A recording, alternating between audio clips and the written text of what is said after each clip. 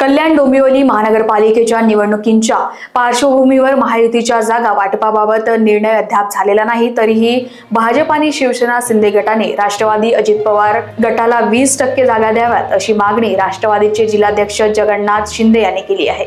बघा, कल्याण डोंबिवली राष्ट्रवादीच्या आमच्या सगळ्या पक्षाची भूमिका ही आहे की या कल्याण पूर्व, कल्याण पश्चिम, कल्याण ग्रामीण आणि डोंबिवली यामध्ये आमचे सगळे कार्यकर्ते हे शिंदे गटाच्या युतीबरोबर जाण्याचा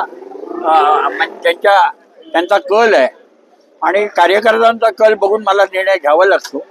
त्यामुळे आमची शिंदे गटाच्या युतीसाठी आमचं बोलणी चालू आहे आणि अशा प्रकारे आम्हाला 20% त्यांनी सीट द्यावे अशी आम्ही मागणी केली आणि मला वाटतं आमची युती सफल होईल।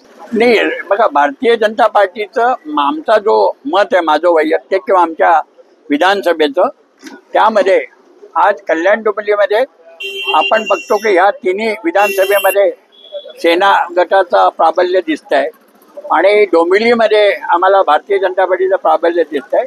आम्ही भारतीय जनता पार्टीकडे डोंबिवलीसाठी आमची जे डोंबिवली असू ही आहे राष्ट्रवादी विधानसभा आहे, त्यामध्ये त्यांनी आम्हाला तिथे 20% हे द्यावं, प्रतिनिधित्व द्यावं अशा प्रकारची तिथेही आम्ही मागणी केलेली आहे।